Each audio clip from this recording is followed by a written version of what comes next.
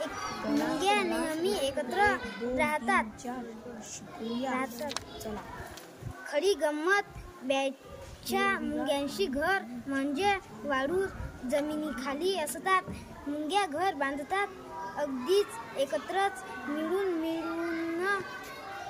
मुंग्या आपल्या बाळांची म्हणजेच अगद्यांची काळजी घेतात. तेही सगळ्याजणी मिळून.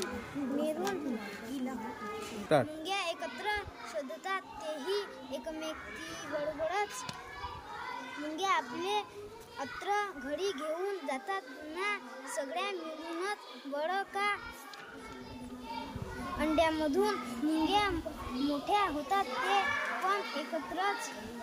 मुंग्या अंड्यांची काळजी घेतात साऱ्याजणी मिळून.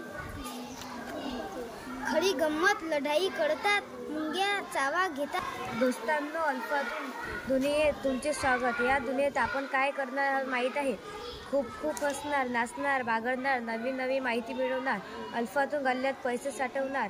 हसत खेळत आपणही अल्फातून होणार आहे की नाही ही मजेशीर दुनिया.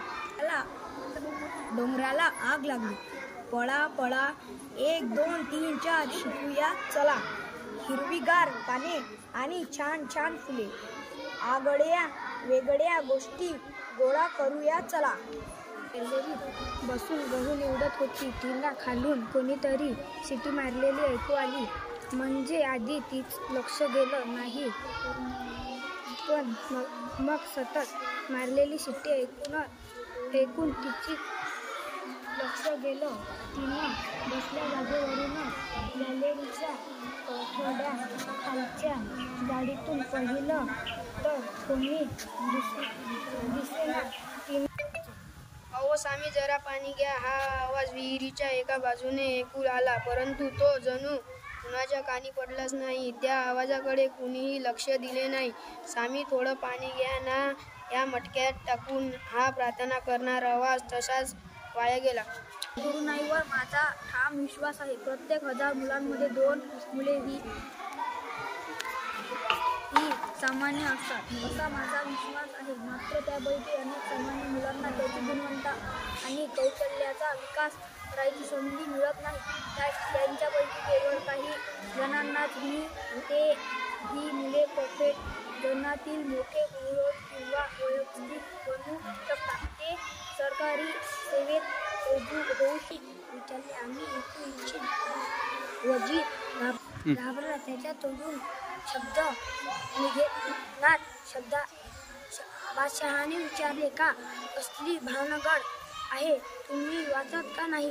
मोठी धीर करून वजीराने उत्तर दिले, ज्ञापना क्षमा असावी. लॉर्ड वेलेननी सुचवले आहे की आपल्या दरबारासह मुंगेरच्या किल्ल्यावर राहणारे व्यवस्थित एक छोटे से गांव में 2 आदमी बैठे बातचीत कर रहे थे.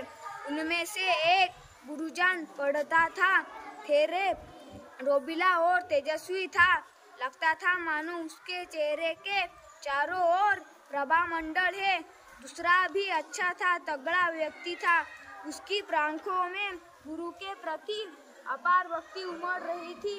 उसका नाम मर्दाना था. वह गुरु को बता रहा था कि उसका आज का दिन कैसा बीता.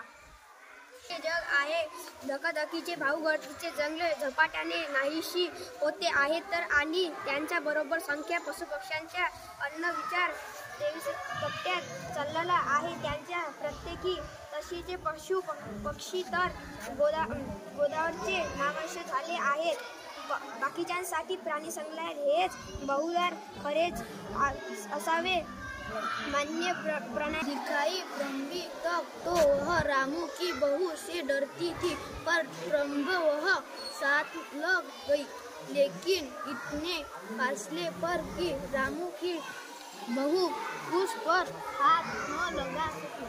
बबरी के हौसले बढ़ जाने से रामू की बहू को घर में रहना मुश्किल हो गया. ठप्पा ठप्पा करत होत्या. सूर्याला छप्पन झाली.